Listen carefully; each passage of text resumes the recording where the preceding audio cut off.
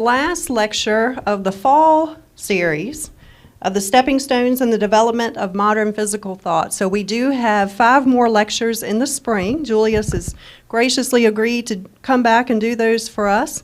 So that's pretty exciting. So I do have all the spring dates if you're interested in those. So I have put them, they are on the website, I do believe, but I also have them printed out here. If you'd like to pick up a paper copy, you can do that. Also, we have Dr. Neil Summerlin with us today, who is also doing a series on women in astronomy. That will be in the spring as well, and I have those dates. So you can pick that all up while you're here today. So welcome, Julius. Yes. You have one. So Greg has a lecture next week. Okay.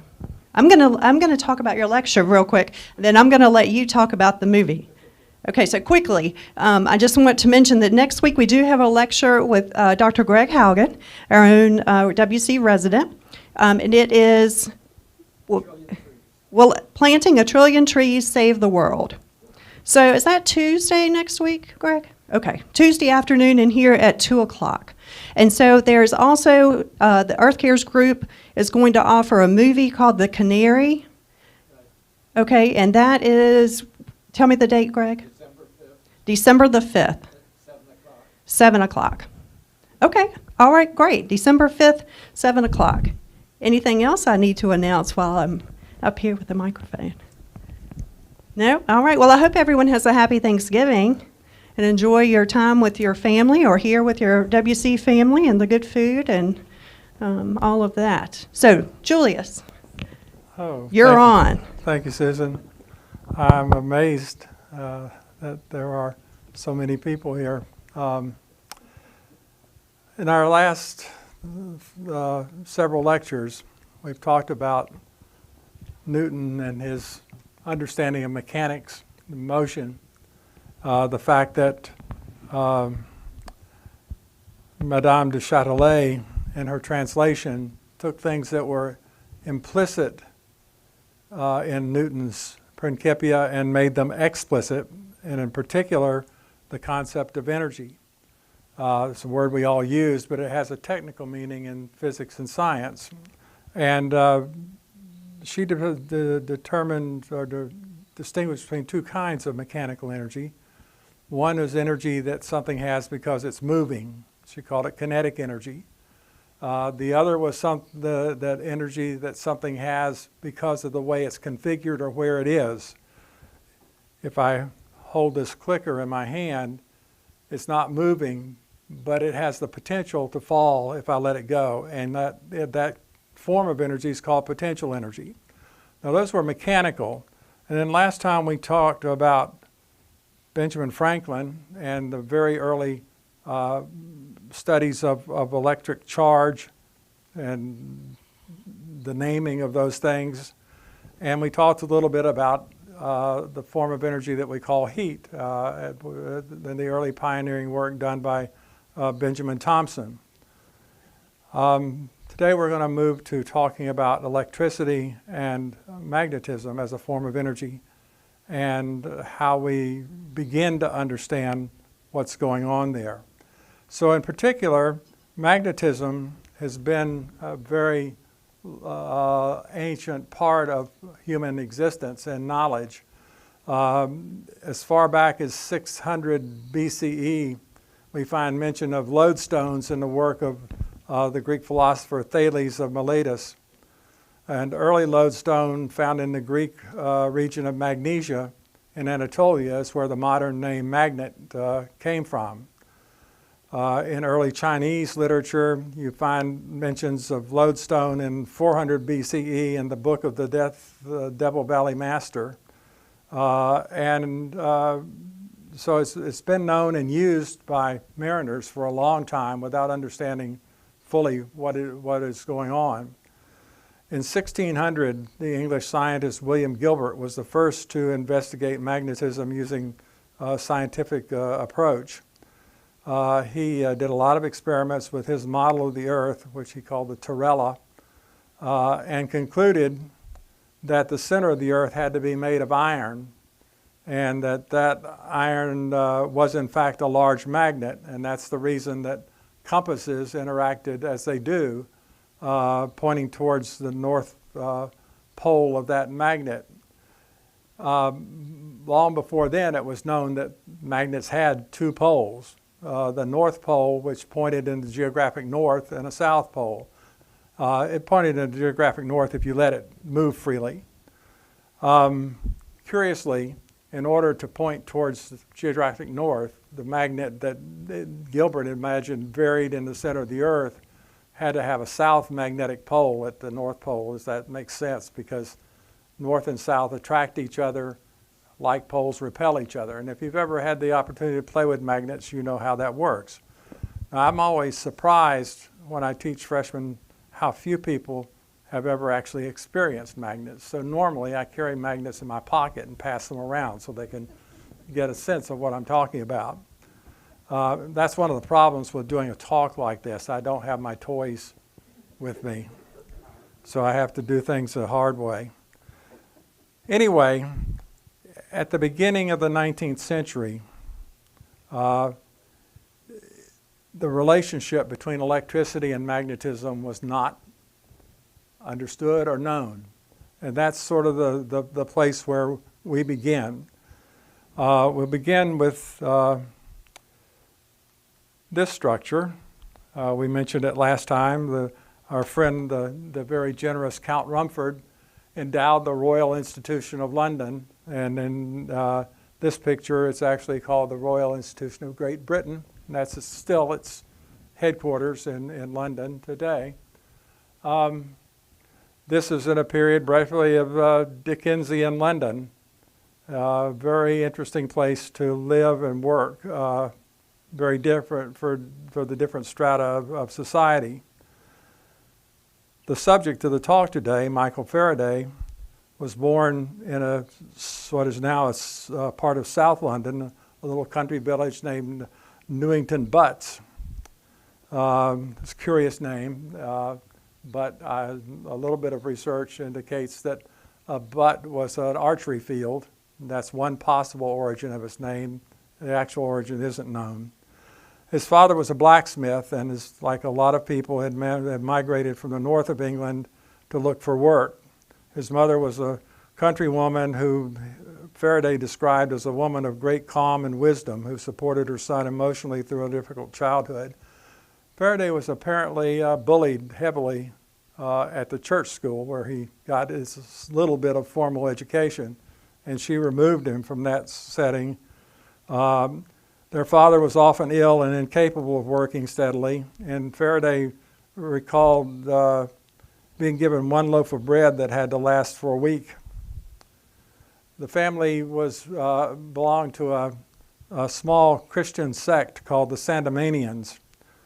The Sandemanians were an offshoot of the Church of England, a very austere group that was founded in Scotland by a man named Glass, so they were also called Glassians. And it was a small group, but Faraday remained a lifelong member of that church, and it was very important to him throughout his life. He did not go beyond the Sunday school that I mentioned in terms of formal education. When he was about 10, he began to earn money by delivering newspapers for a book dealer and bookbinder. And when he was 14, he was apprenticed to that bookbinder. Unlike the other apprentices, Faraday took the opportunity to read some of the books brought in for binding. The article on electricity in the third edition of the Encyclopedia Britannica fascinated him. And using various kinds of things, old bottles and lumber, he built an electrostatic generator and did some simple experiments. He read books that people brought in to be bound, and continued to look for opportunities to learn. As his apprenticeship was ending, one of the clients at the bookbinders brought him tickets to hear Sir Humphrey Davy lecturer at the Royal Institution of Great Britain. Now, as I might have mentioned last time, Davy was the first, well, he was the second, but he was the first important director of the Royal Institution of London. And as I probed a little bit, I realized that I could just as easily have given a talk about Humphrey Davy in terms of his importance to the development of science. But he was a very public and popular figure in Great Britain at the time, particularly in London. He was just about 13 years older than Faraday, but he was already well known as a chemist. Faraday went to several of Davy's lectures and took very meticulous notes and had them bound into a volume which he sent to Davy. And Davy was impressed and wanted to hire him but didn't have a job. But within a few months, one of the people who worked at the Royal Institution was fired for fighting on the job. And Davy got the job to come and work as the assistant to, Faraday got the job to come and work as the assistant to Davy. Davy had discovered several compounds, as you see on this thing, and that may not seem important to you, but at this stage in chemistry, there were very few known elements. And the discovery of these particular ones was very difficult, tedious work. And Davy mentored the young Michael Faraday, really taught him everything he knew about electrochemistry. And in the process, Faraday isolated the element of chlorine for the first time, which, if you know anything about chlorine, is very nasty stuff to be around when it's in its gaseous form and not bound in any particular place. You can imagine that the lab in which they worked had no fume hoods. It was probably not a very pleasant place to be, even for a chemist. In 1820, the Danish physicist Hans Christian Ørsted, and let me go move the slides forward a little bit. I'm doing it. This is a sketch of a very young Michael Faraday, and on your right, which is very faint, this is a copy of one of his notebooks from his teenage years, where he had made a little device to separate water into hydrogen and oxygen, something that many of you did in elementary school as electrolysis. I should mention that in the late 18th century, Alessandro Volta had figured out that if you took dissimilar metals such as copper and zinc and separated them by a piece of cloth and put them in a salt solution, you could generate electricity. He made the first battery called a voltaic pile. So Faraday had read about that and had made his own voltaic piles. Remember that Benjamin Franklin had no source of electricity other than static electricity. This was the first kind of current electricity. Ørsted, the Danish physicist, was doing an experiment with an electric circuit, and there was a compass laying on the table near the circuit, and he noticed that when he closed the switch to energize the circuit, the compass needle jumped. And that was much more interesting to him and everybody else than what he was trying to do in the first place, which he forgot about quickly. That really caused some confusion because the scientists of the day believed that electricity and magnetism were two distinct phenomena. But Ørsted suggested that the flow of electricity through a wire somehow acted like a magnet. It had the ability to affect a magnet. the French physicist Ampere, whose name is now recognized through the ampere, the unit of electric current, saw a demonstration of Ørsted's experiment, and he developed a mathematical theory to explain the relationship.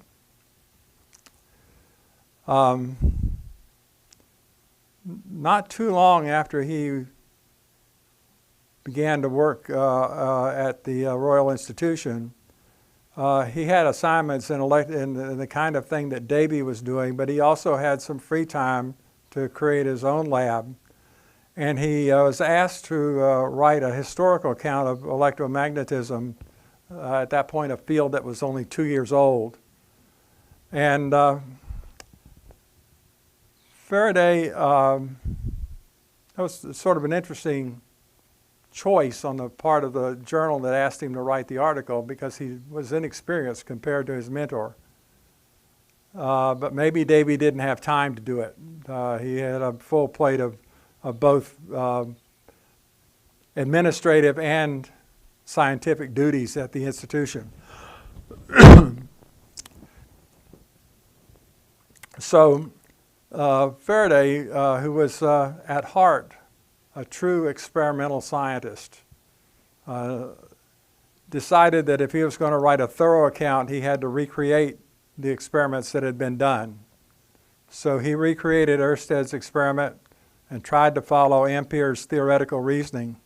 And he published a book, it's called an article called A Historical Sketch of Electromagnetism, describing the state of the field, the current research questions, the experimental apparatus, the theoretical developments, and the major players. Now Faraday, thinking about what's going on in an electric circuit,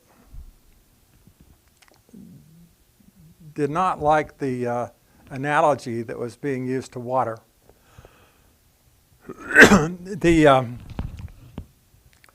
current view was that it was like water in a pipe, and we still use that terminology to describe electric current, that you turn on the battery, the charge moves through the circuit, and you have to have a circuit. You have to have a path where it can go from one pole of the battery back to the other in order for this to work.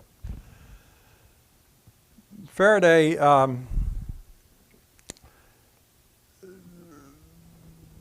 thought that something else was going on.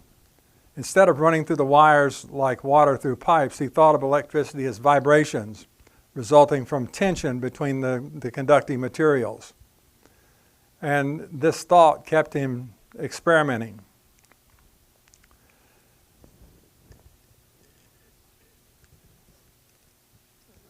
This is just a little bit of information about Faraday. This is the lab he worked in. This lab actually still exists in the museum at the Royal Institution. And the only thing that was not part of the original lab is the green shaded Rumford lamp, which was certainly contemporary, but he did not own that lamp. Faraday thought about current and magnetism in a little bit different way, and he created this device, which doesn't look like much, but it's a prototype of the world's first electric motor. The jar on your right has a bar magnet coming up through the stem, and it's full of mercury up to the level of that liquid that you see. And the wire that's hanging down there is in the mercury. The mercury is an electric conductor. So you hook this thing up, and actually you can see it better on this more modern model of the thing. You have a wire hanging down from the hook that is part of a circuit where the electricity comes in and flows through the mercury, through the magnet, and as it flows into that wire, the wire begins to move aside and it begins to rotate at the magnetic field that is, or the magnetic effect that is going on. That's a voltaic pile over there on the left with many layers of copper and zinc in it. Now, it's not a very practical device, and he wrote in his notebook that he saw a clockwise rotation around the south pole of the magnet and the reverse around the north pole. He says on that day's experiment, very satisfactory, but make more sensible apparatus. Well, it was quite an interesting thing. Great proof of concept, but not useful, except as a parlor trick. And before long, people were snatching up pocket-sized motors as novelty gifts on the streets of London. The picture that I showed was not his original one, but one that he built the following year. And it's in the Royal Institution collection. Faraday knew the power of quick publication. In less than a month, he wrote an article, quote, on some new electromagnetic motions in the theory of electromagnetism, which was published in the next issue of the Quarterly Journal of Science, Literature, and the Arts. Unfortunately for Faraday, he did not appreciate the necessity of fully acknowledging others' contributions to the discovery. Academia raises its sometimes ugly head here. It turns out that within a week of publication, Davy accused him of plagiarism. And Davy was a pretty sensitive guy in terms of his ego and pretty protective of it. He was upset that Faraday had failed to adequately credit his friend William Wollaston, who had been studying the problem of rotary motion with currents and magnets for more than a year. Faraday mentions both men in his article, as well as Ampere, Ørsted, and some others, but he doesn't credit anyone as a collaborator, influencer, or co-discoverer. He did not work directly with Davy and Wollaston on their experiments in the field, but he might have overheard a conversation between them and understood the direction of their work. Plus, it was by then, and still is, a common practice to credit your advisor in early publications. So Faraday fought to clear his name against the charge of plagiarism and mostly succeeded, although his relationship with Davy remained strained. When Faraday was elected a Fellow of the Royal Society in 1824, the sole dissenting vote was cast by the Society's president, Humphrey Davy. He avoided working in the field of electromagnetism for the next few years, whether that was his choice or whether it was thrust upon him by Davy's assigning him other time-consuming duties within the Royal Institution is an open question. But a year after the publication, a year or two, the Royal Society asked Faraday to lead the Committee for Improvement of Glass for Optical Purposes. This was the Royal Society's attempt to revive the British glass industry, which had lost ground to French and German lens makers. And it turned out to be tedious, bureaucratic work that Faraday undertook as a patriotic duty. But the drudgery and the relentless failures on what he was trying to do took a mental toll. But he managed to invent some new types of high-quality optical glass as part of this process, and that's something he would use later in his experimentation. So a couple of years later, I don't think I've got a slide of that, no. He teamed up with a man named Charles Wheatstone to study sound vibrations. And he did a lot of work over 3 or 4 years on trying to understand an acoustic problem, which is how when you bow a violin string, you get certain patterns of vibration in the violin's sound box. It's not the whole sound box vibrating, and the tone depends on the frequency of the violin string and a lot of other things. And he figured out a way to do that with standing waves on liquid surfaces, which are now known as Faraday waves, and published that research in the Royal Society's Philosophical Transactions. But he was still convinced that electricity was somehow vibratory. And he wondered, this is again a fundamental type of way of looking at nature that some scientists have and some don't. Ørsted had shown that a moving electric charge and a current could create a magnetic effect. Faraday wondered if a magnetic effect could create a moving electric charge.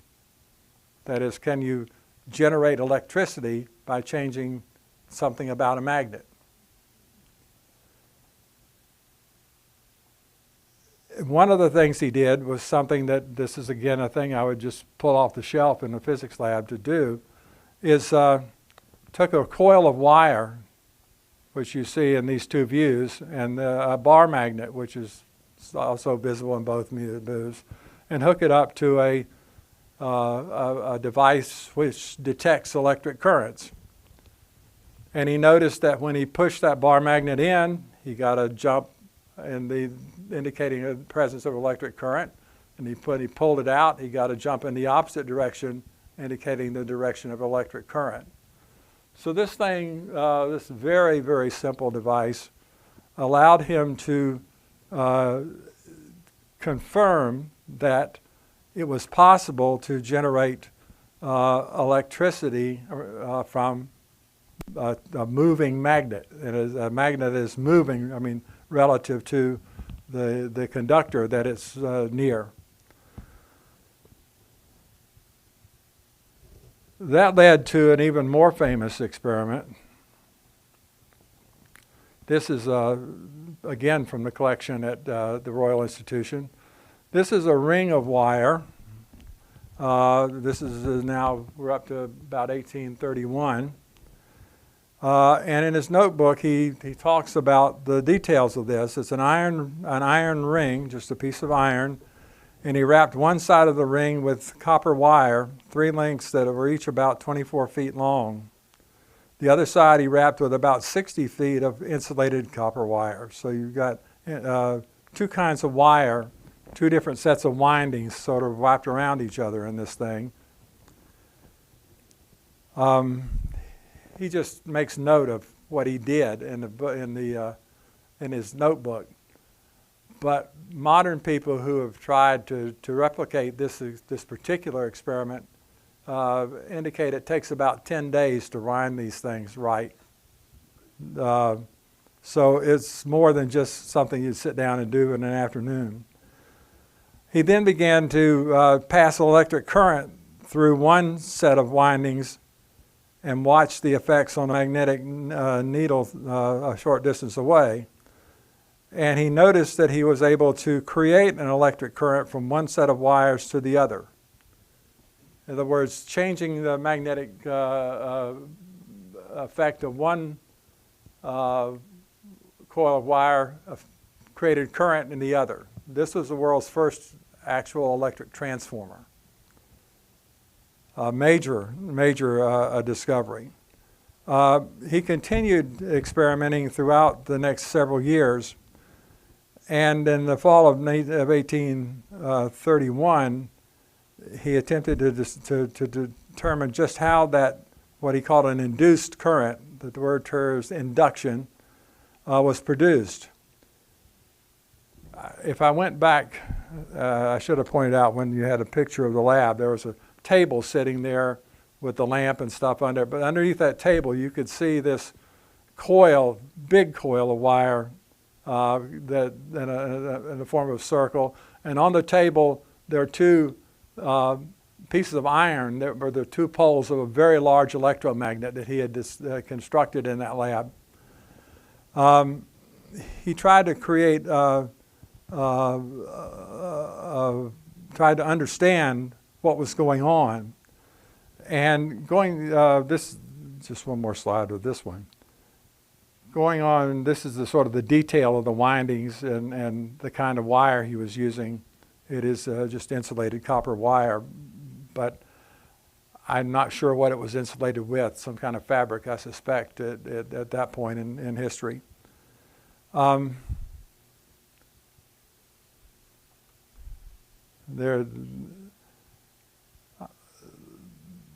This is actually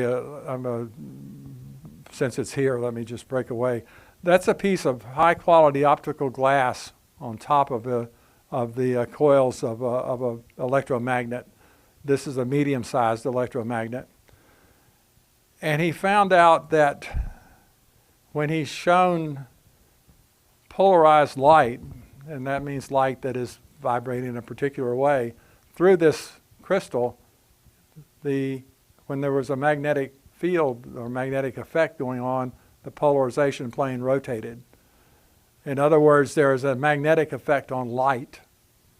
That's quite surprising because nobody at that point had any inkling of what light is. But he was able to confirm that light is somehow an electromagnetic phenomenon since a magnet will affect it. He also did experiments with this glass and some other materials trying to understand the effects of magnets on other materials like iron, say. You can make a magnet, a permanent magnet, out of a piece of iron very easily.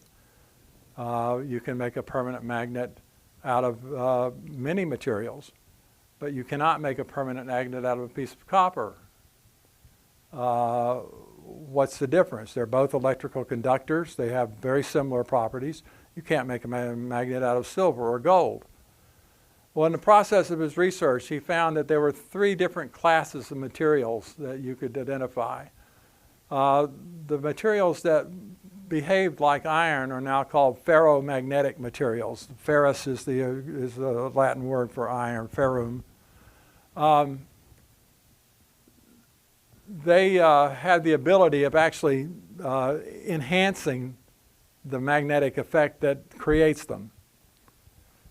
Then there was a class of materials that could become magnetized if you put them in a strong enough magnetic environment, or if you cool them down to a lower temperature. And he called those paramagnetic, almost magnetic materials.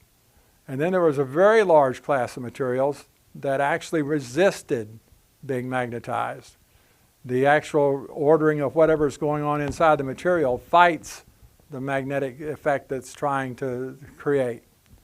So he established these 3 groups of magnetic effects, which are still the way we understand materials today. Nickel is a ferromagnetic material. There are not very many of them when you can think about all the different materials that are out there that you could possibly make a magnet out of. So this was really an important experiment also. And that rotation of a polarized beam of light is called the Faraday effect. So there's another thing that's named for Faraday. This device is a piece of iron wheel, a handle, and that black line is part of a U-shaped magnet that is on either side of this wheel. When you turn it, it generates an electric current in the wheel. Is what we would call the first practical electric generator or dynamo. And it's actually, this is the Faraday model. Anyway, all of this comes down to something that is really critical in the history of science. Have any of you ever played with a magnet and iron filings? The filings arrange themselves in a particular pattern around a magnet. And if you've got a strong magnet and you make a mistake, you'll never get them off the magnet. You can't scrub them off, you can't pull them off. They're going to be there for a long, long time. This is a photograph up here of a bar magnet with iron filings. And you see the north and south pole. Down at the bottom right is a sketch made by Faraday of 2 magnets with north and south poles and the same kind of image. He used iron filings and developed a whole series of these images.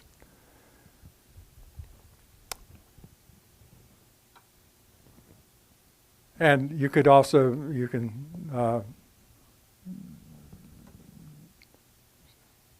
see a little bit better view. These lines are called lines of magnetic force or magnetic flux or magnetic field. I'll say about more of that in a moment. But basically, they are determined by placing a little compass point by point here, and the compass needle will line itself up in a particular direction, and as you move it along, you can trace out a continuous line. Faraday really was concerned about what these things meant and what was going on in terms of magnets and electromagnetism. Think back for a moment to Newton. He talked about gravity and had an equation for the gravitational force between two objects. But he never said how that force was transferred from the Earth to the moon. How does the moon know that 250,000 miles away there's this Earth pulling on it to make it orbit? That just stating the fact that that happens is called action at a distance. There's a force over here, but you don't know how it got there or what it is. We're dealing with sort of the same thing here. Faraday saw these things as what he called lines of force, and he believed they were physical lines of what he called tension in the medium. In other words, to Faraday, these things were real, and he actually started out calling them tubes of force, and imagine them sort of as rubber bands that somehow were in the medium around, the air around this magnet. And those things interacted with other rubber bands from other magnets to create forces that were repulsive or attractive. As he worked on this, he discovered that what we would call the law of production of electric currents by magnets, that the magnitude of the current was dependent on the number of these lines of force that was cut by the conductor in some unit time. And that's when he stumbled upon the idea of making that metal disc and turning it into a generator. So you would have as you turned it, the outside of the disc would cut through more lines than the inside, and there would be a current from the rim towards the center. And it was easy enough to figure out how to collect that current using what we call brushes like you have in an ordinary electric motor. While Faraday was working on these things and presenting them to the scientific world, doubts were still being raised about the identity of the different manifestations of electricity that had been studied. Were the electric fluid that was apparently released by, say, an electric eel and other electric fishes that was produced by a static electricity generator of the voltaic battery and that of this new electromagnetic generator all the same? Or were they somehow different? It wasn't clear that they were all the same. Faraday was convinced that they were not fluids at all, but again, forms of the same force, and yet he realized that this identity had never been shown by experiment. So in 1832, he began what promised to be a very tedious attempt to prove that all these electricities had the same properties and caused exactly the same effects. The key effect was electrochemical decomposition. Voltaic and other electricity posed no problems because that's what you use to make hydrogen and oxygen out of water. Static electricity was something different. As Faraday moved further and further into that, he discovered two things. First, the electrical force did not, as had long been supposed, act at a distance upon chemical molecules to cause them to dissociate. It was the passage of electricity through a conducting liquid medium that caused the molecules to dissociate, to break apart into charged particles, even when the electricity merely discharged into the air and did not pass into a pole or a center of action. Second, the amount of the decomposition was found to be related in a simple manner to the amount of electricity that passed through the solution. In other words, if you've got a battery in a solution of copper salt, you can actually plate copper onto one of the terminals of the battery, and the electroplating became a very possible and profitable procedure following this. So he realized that there was a very strong relationship here between the electric current and the decomposition.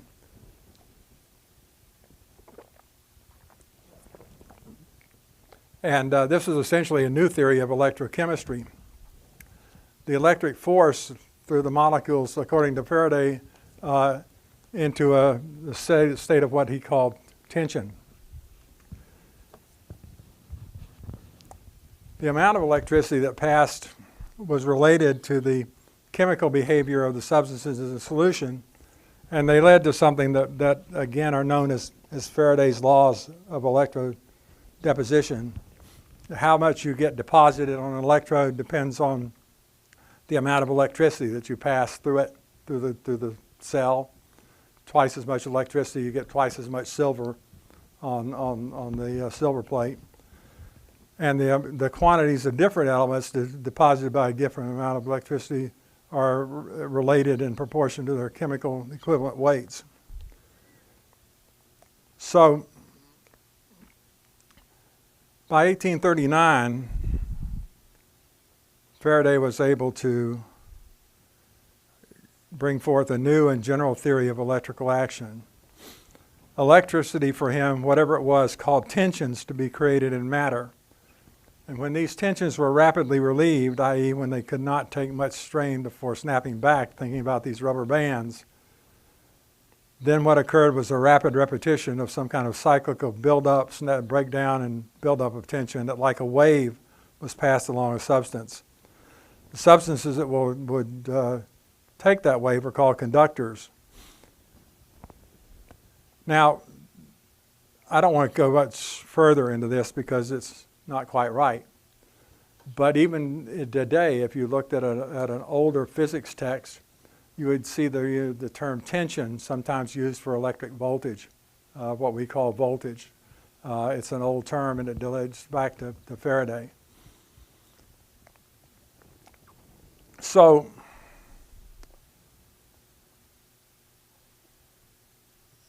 insulators, according to Faraday, were just materials whose particles could take an extraordinary amount of strain before they snapped. And there is an extraordinary ratio difference between the snapping potential, if you want to call it that, what we would call the electrical conductivity of materials that are conductors and materials that are non-conductors or insulators. Air has if you put a number to it in the standard units, the number is for the resistance of air is something like 10 to the 16 power. The number for a good conductor is maybe 100th of 1. The incredible ratio of good conductors to bad conductors. Whatever electrical charge was on an isolated insulator was just a measure of this accumulated stress. So for Faraday, all the electrical action was a result of these 4 strains in bodies.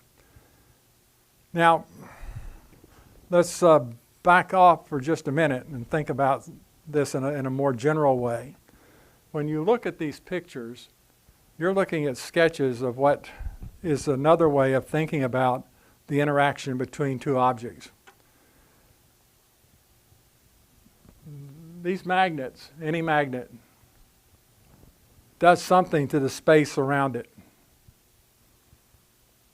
We don't know exactly what. We actually do know in modern times, but at this time we didn't know that. But he realized that there was something going on in the space, and that space was as important, if not more important, than the magnet itself in terms of the effects. So that when you bring a north pole near a south pole, it doesn't interact directly with the other magnet. It interacts with the altered space due to the other magnet. I'm going to say that again. In other words, a magnet creates this alteration of space, which we call a field, and we can't see it, but we can detect it. We can use a compass and we can detect it and measure its strength in a lot of ways. I bring another magnet over here, and it does not interact directly with this magnet. It interacts with the altered space. A mass like the Earth alters the space around it in a different way. The moon, 250,000 miles away, interacts with that altered space, a gravitational field, as opposed to an electric or magnetic field. It's the same concept, different physics. Equally baffling in terms of you're pinning me down to what it is. But it's a different way to explain how force is transmitted between two objects that are not in physical contact with each other. And of course, if you really want to get down to the atomic level, those two objects never become in physical contact with each other. The electromagnetic magnetic repulsion between the atoms would not allow it, even though it feels to us like they're touching. They're not actually touching. Now, since the beginning of his scientific work, Faraday had believed in what he called the unity of the forces of nature. That is, he believed that all the forces of nature were but manifestations of a single universal force, and therefore ought to be convertible into one another. Now, you'll hear more about that next spring when we talk about Einstein. But that's a pretty prescient view from the middle of the 18th century or 19th century. Can we convert all forms of energy into one another? Well, this is an exercise I often do again when I'm talking about energy and energy sources in a class. We can clearly convert mechanical energy into heat energy. We do that all the time. You hit your brakes, the mechanical energy that your car had disappears into the heat and the tires and the air around the tires and the road. We can convert heat energy into mechanical energy in your car's engine or in a steam engine or in any number of other ways. Unfortunately, we can't convert those two equally in terms of efficiently, and we'll have something more to say about that later. You can convert mechanical energy into electricity using Faraday's generator. You can convert electricity into mechanical energy using Faraday's motor. There are other forms of energy. There's chemical energy. You convert chemical energy into heat energy into mechanical energy or whatever you want. You convert chemical energy into light energy with one of these light sticks or any number of other toys that you might have. So energy is, in fact, universally exchangeable except for heat. And any form of energy can be turned into heat, but not vice versa, at least not with the same efficiency. In 1846, he made public some of the speculations to which this view led him. A lecturer who was scheduled to deliver one of the Friday evening lectures at the Royal Institution, by which Faraday encouraged the popularization of science, panicked at the last minute and ran out the door, leaving Faraday with a packed lecture hall and no lecturer. On the spur of the moment, Faraday offered, quote, thoughts on ray vibrations, end quote, specifically referring to point atoms and their infinite fields of force. He suggested that the lines of electric and magnetic force associated with these atoms might in fact serve as the medium by which light waves were propagated, anticipating the work of James Clerk Maxwell just a few years later. So 200 years after the discovery of the electric motor, Faraday is rightfully remembered for all of his work in electromagnetism, as well as his skills as a chemist, lecturer, and experimentalist. But his complex relationship with Davy also speaks to the challenges of mentoring and being mentored, publishing and holding or not holding personal grudges. It's sometimes said that Faraday was Davy's greatest discovery, and that's quite unfair to Davy, who was an incredible scientist in his own right. But when Faraday's reputation began to eclipse that of his mentor, Faraday made some missteps while navigating the cutthroat, time-sensitive world of academic publishing. But he continued to do his job and do it well, creating lasting contributions to the Royal Institution.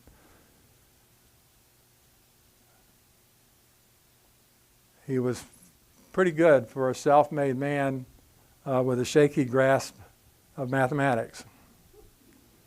A couple of side comments.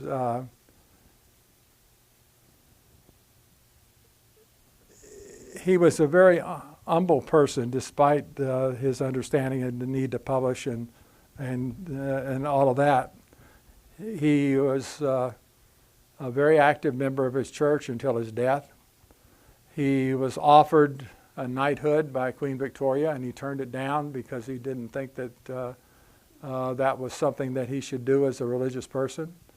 He was offered the opportunity to be buried in Westminster Abbey, and he turned that down. He did accept two major prizes, the Copley Prize, which was one of the major scientific prizes of the day, and also the Rumford Prize, which we talked about last time, which is one of the other major prizes of the day. In his scientific writing, you have to really look to find kernels of his personality in his writing. And yet there's a very active personality there, and one that had, I think, a sense of humor. He talks about experiments blowing up in his face, having to clean up the mess in the lab, starting over, the trials and tribulations of experimental science. And make no mistake about it, he was an experimental science in the manner of Francis Bacon, and so strictly you've got to understand what the reality is before you can understand the theories that go with it. One of his favorite assignments was to salvage the finances of the Royal Institution, which he did by reinvigorating the lecture series that Davy had started and introducing a popular Christmas lecture. Over the years, world-famous scientists have given that series of lectures. Faraday did it for almost 30 years. And some of the people were Nobel Prize winners like the William and Lawrence Bragg, Sir David Attenborough, others like Carl Sagan, Stephen Hawking, Philip Morrison, Hannah Fry, very well-known people in the areas of science, astronomy, and mathematics. And first broadcast in 1936, the Christmas Lectures is the oldest science television series in the world. Young people who had to have tickets because it was a fundraiser lined up for blocks to buy tickets to go to hear Faraday talk in these lectures. And I'm going to spend the last few minutes that we have reading just one piece of a series of 6 lectures on the chemical history of a candle. You might wonder how you could spend 6 hours talking about the chemical history of a candle. And I assure you that you can, and you can find this set of lectures published as a small booklet, and it's well worth reading. It's fascinating, and again, it's written for the lay public. So Faraday begins. He says, "I purpose, in return for the honor you do us by coming to see what are our proceedings here, to bring before you in the course of these lectures the chemical history of a candle. I have taken this subject on a former occasion, and were it left to my own will, I should prefer to repeat it almost every year. So abundant is the interest that attaches itself to the subject. So wonderful are the varieties of outlet which it offers into the various departments of philosophy. There is not a law which any part of this universe is governed which does not come into play and is touched upon in these phenomena. There is no better. There is no more open door by which you can enter into the study of natural philosophy than by considering the physical phenomenon of a candle. I trust, therefore, I shall not disappoint you in choosing this for my subject rather than any newer topic which could not be better were it even so good. And before proceeding, let me say this also, that though our subject be great, and our intention that of treating it honestly, seriously, and philosophically, yet I mean to pass away from all those who are seniors among us. I claim the privilege of speaking to juveniles as a juvenile myself. I have done so on former occasions, and if you please, I shall do so again. Although I stand here with the knowledge of having the words I utter given to the world, yet that shall not deter me from speaking in the same familiar way to those whom I esteem nearest to me on this occasion. And now, my boys and girls, I must first tell you of what candles are made. Some are great curiosities. I have here some bits of timber, branches of trees particularly famous for their burning. And here you see a piece of that very curious substance taken out of some of the bogs in Ireland, called candlewood. A hard, strong, excellent wood, evidently fitted for good works, a resistor of force, and yet withal burning so well that where it is found they make splinters of it and torches, since it burns like a candle and gives a very good light indeed. And in this wood we have one of the most beautiful illustrations of the general nature of a candle that I can possibly give. The fuel provided, the means of bringing that fuel to the place of chemical action, the regular and gradual supply of air to that place of action, heat and light, all produced by a little piece of wood of this kind, forming, in fact, a natural candle.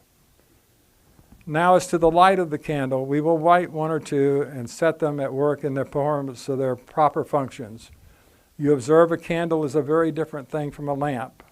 With a lamp, you take a little oil, fill your vessel, put in a little moss or some cotton prepared by artificial means, and then light the top of the wick.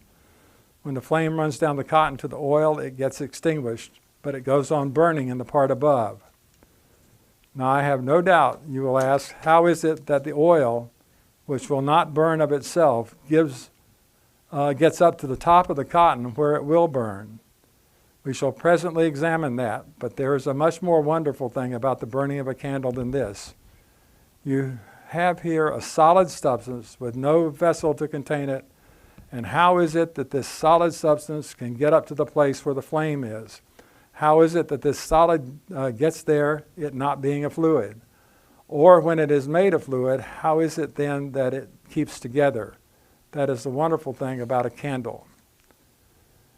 And I hope sometime you will pick up a copy of that lecture and read the full thing. You'll find it absolutely fascinating. So with that, I'm going to stop and see what kinds of questions you might have or comments